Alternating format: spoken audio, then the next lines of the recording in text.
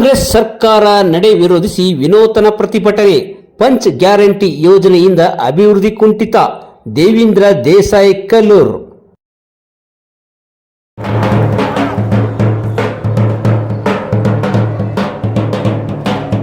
ಕೇವಲ ಗ್ಯಾರಂಟಿಗಳಲ್ಲಿಯೇ ಸರ್ಕಾರ ಮುಳುಗಿದೆ. ಅಧಿಕಾರಕ್ಕೆ ಬಂದ ಕಾಂಗ್ರೆಸ್ ಸರ್ಕಾರವು ಅಭಿವೃದ್ಧಿಯತ್ತ ಗಮನ ಹರಿಸದೆ ಜನರ ಸಂಕಷ್ಟಗಳಿಗೆ ಸ್ಪಂದಿಸದೆ ಕಾಲಹರಣ ಮಾಡುತ್ತಿದೆ ಎಂದು ಬಿಜೆಪಿ ಒಬಿಸಿ ಮೋರ್ಚಾ ನಗರ ಅಧ್ಯಕ್ಷ ದೇವೇಂದ್ರ ದೇಸಾಯಿ ಕಲ್ಲೂರ್ ಅವರು ಹೇಳಿದರು. ಮುಖ್ಯಮಂತ್ರಿ ಸಿದ್ದರಾಮಯ್ಯ ಮತ್ತು ಸರ್ಕಾರದ ನಡೆಯನ್ನು ವಿರೋಧಿಸಿ ಕುದುರೆ ಮತ್ತು ಕತ್ತೆಗಳೊಂದಿಗೆ ವಿನೂತನವಾಗಿ ಹೋರಾಟ ನಡೆಸಿ ರಾಜ್ಯ ಸರ್ಕಾರಕ್ಕೆ ಬಿಸಿ ಮುಟ್ಟಿಸಿದರು.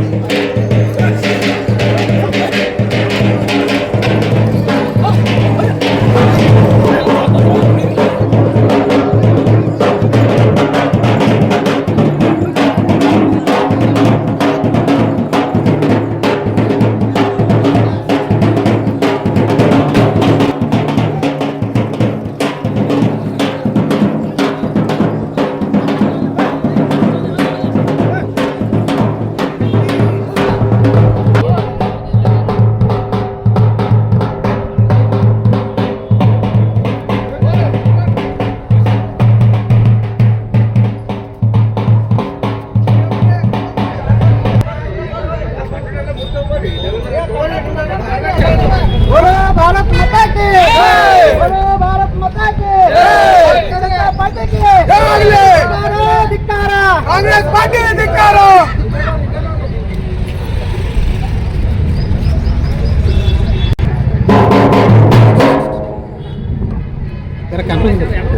ಕಾಂಗ್ರೆಸ್ ಸರ್ಕಾರ ಬಂದ ಬಳಿಕ ಇವತ್ತು ಪಂಚ ಗ್ಯಾರಂಟಿ ಯೋಜನೆ ಅಂತೇಳಿ ಇವತ್ತು ಅನ್ನಭಾಗ್ಯ, ಯುವ ನಿಧಿ ಅಂತೇಳಿ ಒಟ್ಟು 5 ಯೋಜನೆಗಳನ್ನು ಮಾಡಿದ.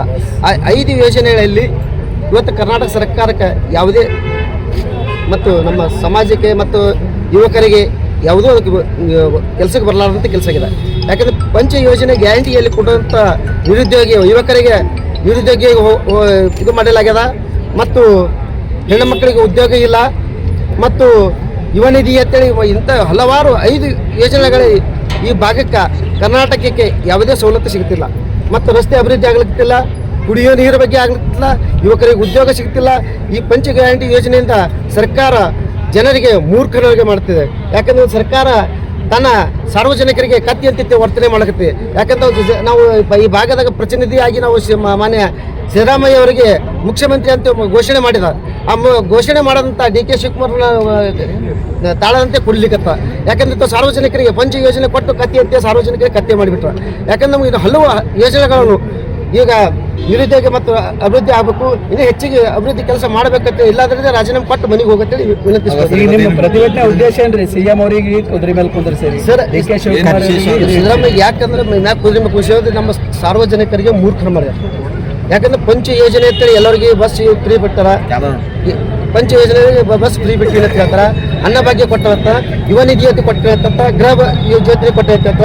ಇವು 5 ಯೋಜನೆ ಕೊಟ್ಟು ಸಾರ್ವಜನಿಕ ಕತ್ತಿ ಮಾಡ್ರ. ಯಾಕೆ DK ಶಿವಕುಮಾರ್ ಅವರ ತಾಳದಂತೆ ಕೊಂಡಿಗತ್ತಾರ.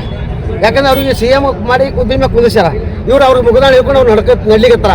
ಇದೇ ರೀತಿಯಾಗಿ ಮುಂದೆ ಹೋದ್ರೆ ಸಾರ್ವಜನಿಕ ಪಾಠ ಕಲಿಸ್ಬೇಕು ಅಂತ ಹೇಳ್ತೀವಿ.